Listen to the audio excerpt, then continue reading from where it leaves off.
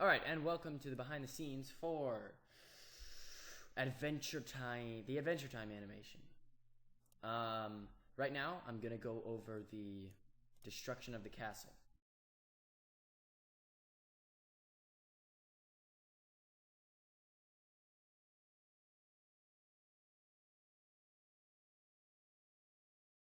Okay, so to start, animate Jake doing his punch is what I did. Then I went to the point where he starts to touch the castle, which is frame 26. And then we gotta get this castle out of here. So we'll choose the face selector, choose our selection tool, make sure that only select visible elements is turned off so that it will go through the entire object. So then we select the bottom just so that we can get that done and we don't accidentally select any of the top parts. Top part, if you switch the first letter of top and the first letter of part is Pop-Tart. I know that because I would always call Pop-Tarts top parts because it was fun too. So yeah. Anyways, while I'm doing this, I know a lot of people didn't really understand the idea behind the video. At least that's what people told me. So I'm gonna explain it real quick. Essentially, Jake and Finn, they find the village. The villager, who's the lone survivor, explains what happened. And they're like going to go avenge them by destroying the Ice King's castle. Well, not really. On the way, Jake finds the potion, and that gives him his power. So that's why it's called The Origin of Jake, because it's how he got his powers. Which I guess is a bad example because you shouldn't drink things that you find while you're on your way to do a quest. So I reconstructed the castle in Cinema 4D with individual blocks so that I could, destroy them, put them in a dynamic simulation. So right click, simulation tag, rigid body. Then we need Jake's arm to affect the castle. So we're going to create not a null object, a cube, and put it in Jake's hand, which in this case, the rig I'm using, by the way, is Anashuijui's early rig, early advanced rig. I guess his first, maybe? I don't think so. Anyways, you should check his channel out of some incredibly useful tutorials and rigs and items and models. Okay, so then you want to scale the cube up to about the size of Jake's forearm, and then we'll right click it, simulation collider body. Alright, so that should be it. So once we hit play, bam, smash that castle. Oh, and you'll also want to make sure that it doesn't render. Alright, so now we're going to move on to the next effect people asked to see. Okay, so now we're going to go over the nose, because people asked about the nose even, which is kind of strange. But oh well. And the hair. Alright.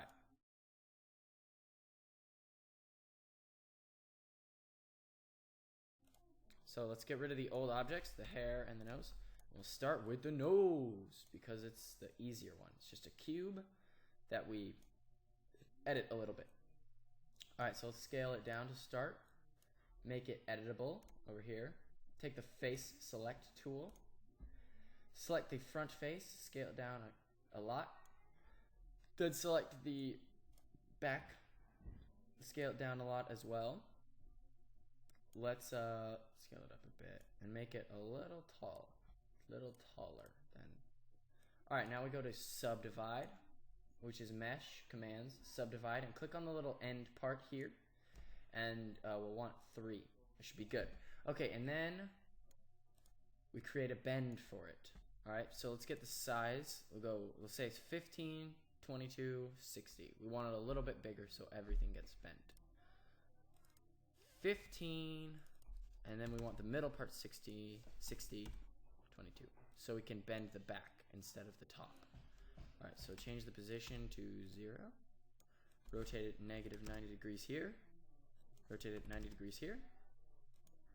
I'm just gonna make it invisible real quick, and then change the strength, bring it up.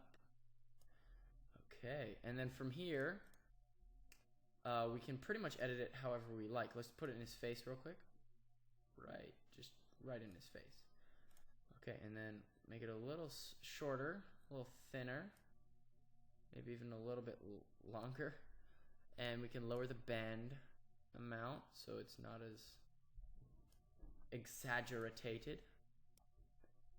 Bring it up, maybe not that long. No, it's perfect. Okay, it's not perfect. There, that's fine. Bring it up a little bit higher. Okay, and then you just basically copy the texture for his face, and voila, a nose. Needs to be.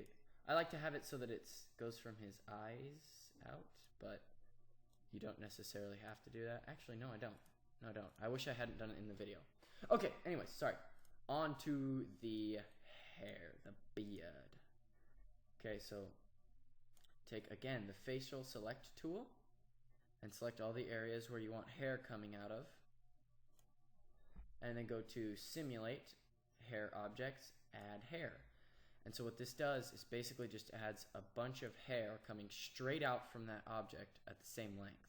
So we'll just shorten it real quick. And there you go. Wow, your hair is done. Perfect. Now, obviously that's not perfect. First off, we don't want it so rigid. I can't remember how to, how to edit how rigid it is.